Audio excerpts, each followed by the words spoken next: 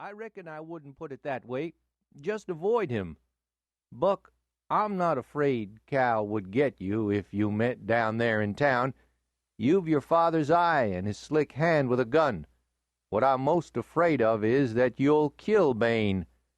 Duane was silent, letting his uncle's earnest words sink in, trying to realize their significance. "If Texas ever recovers from that fool war and kills off these outlaws, why, a young man will have a lookout," went on the uncle. "You're 23 now, and a powerful sight of a fine fellow, barring your temper. You've a chance in life. But if you go gunfighting, if you kill a man, you're ruined. Then you'll kill another. It'll be the same old story, and the Rangers would make you an outlaw. The Rangers mean law and order for Texas. This even break business doesn't work with them. If you resist arrest, they'll kill you. If you submit to arrest, then you go to jail and maybe you hang." "I'd never hang," muttered Duane darkly. "I reckon you wouldn't," replied the old man. "You'd be like your father.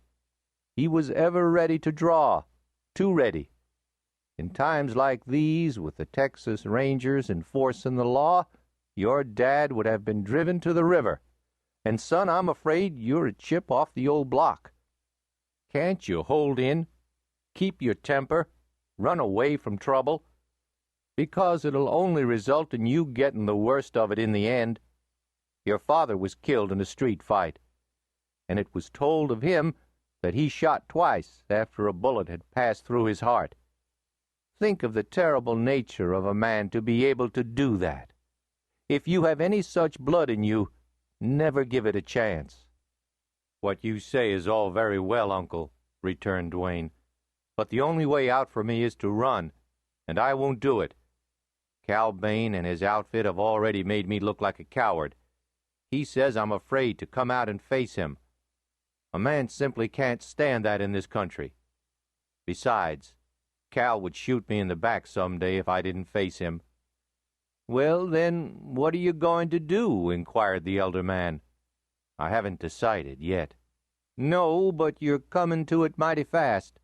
That damn spell is working in you. You're different today.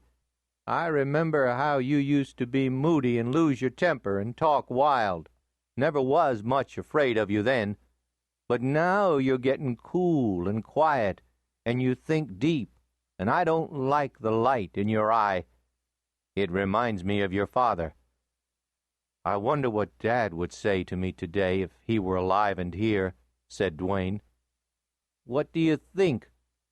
What could you expect of a man who never wore a glove on his right hand for 20 years? Well, he'd hardly have said much. Dad never talked. But he would have done a lot.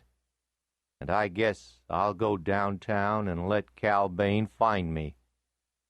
Then followed a long silence, during which Duane sat with downcast eyes, and the uncle appeared lost in sad thought of the future.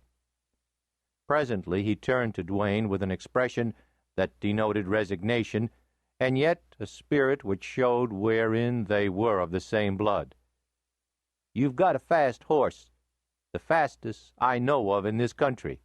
After you meet Bain, hurry back home. I'll have a saddlebag packed for you and the horse ready."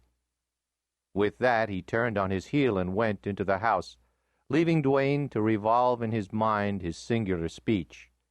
Buck wondered presently if he shared his uncle's opinion of the result of a meeting between himself and Bain.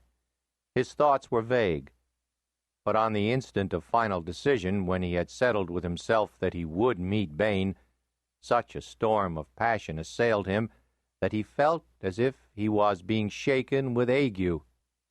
Yet it was all internal, inside his breast, for his hand was like a rock, and, for all he could see, not a muscle about him quivered. He had no fear of Bain or of any other man, but a vague fear of himself, of this strange force in him, made him ponder and shake his head. It was as if he had not all to say in this matter. There appeared to have been in him a reluctance to let himself go and